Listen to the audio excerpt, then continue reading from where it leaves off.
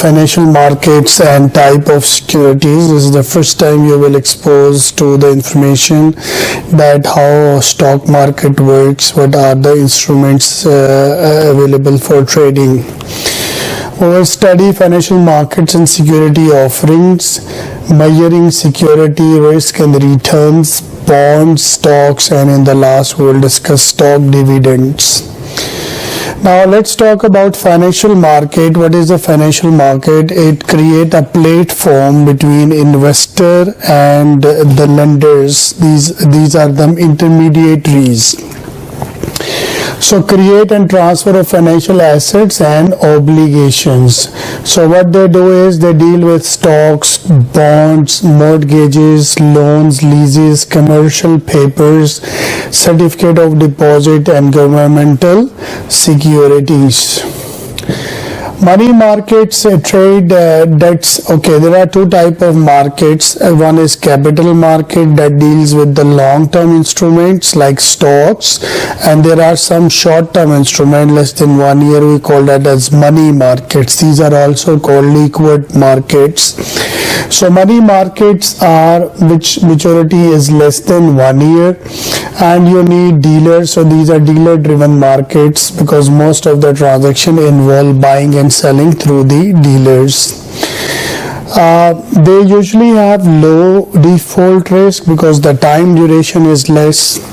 Money market securities include government treasury bills, treasury notes, T-bills, agency security, short-term tax-exempt security, CP, commercial paper, CD, certificate of deposits, repurchase agreement, euro dollars, or certificate of deposits, and banker acceptance. These are certain names of the instruments.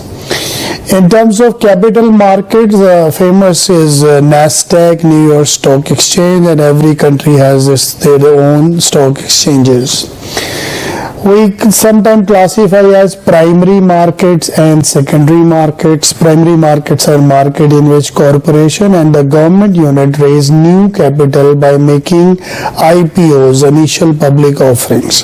For example, you are Nestle, you want to launch your shares. First you will go in primary market. You will engage an investment bank.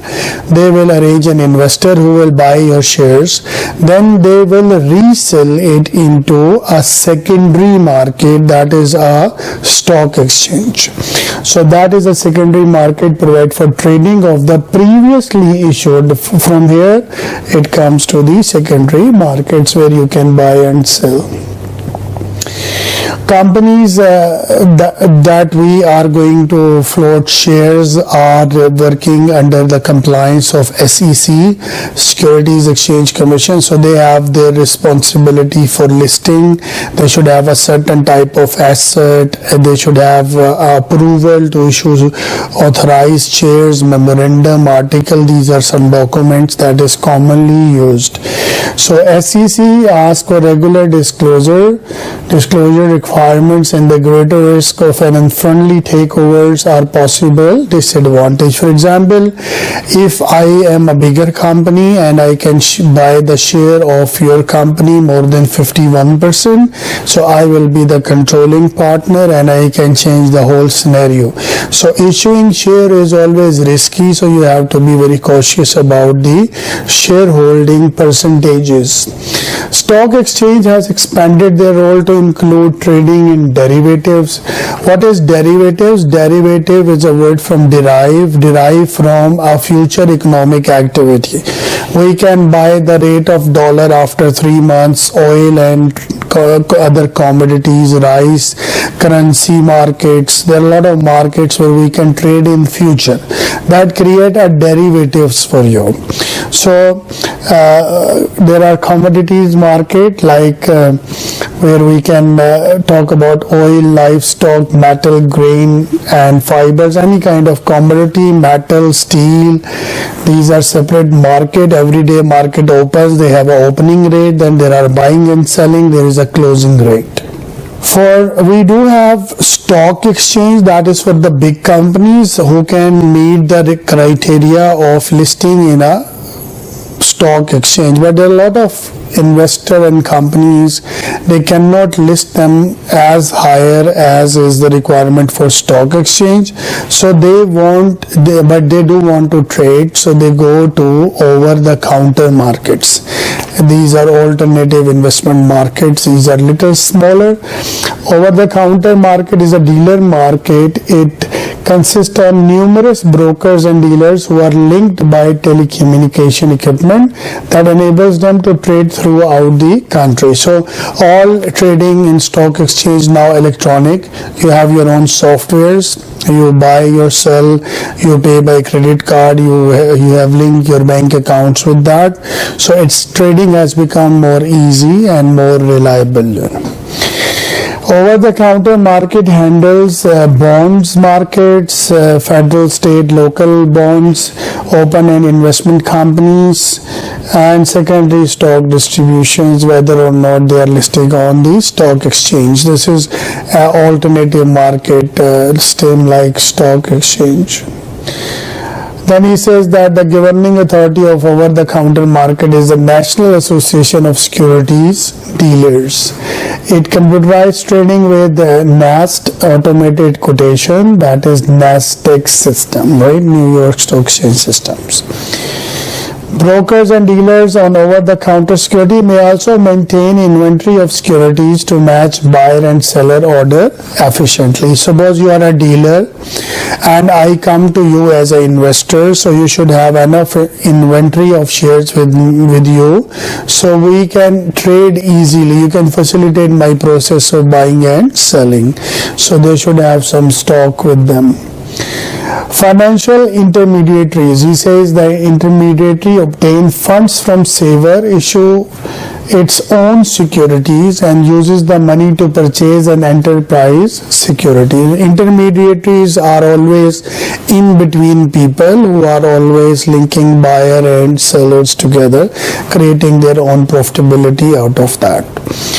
So financial intermediary, best example is a bank, a commercial bank, life insurance company, because they have premiums, so they'll get a lot of money. They have to invest for 30 or 40 years, because after that they have to give a lump sum amount, so they should be smart enough.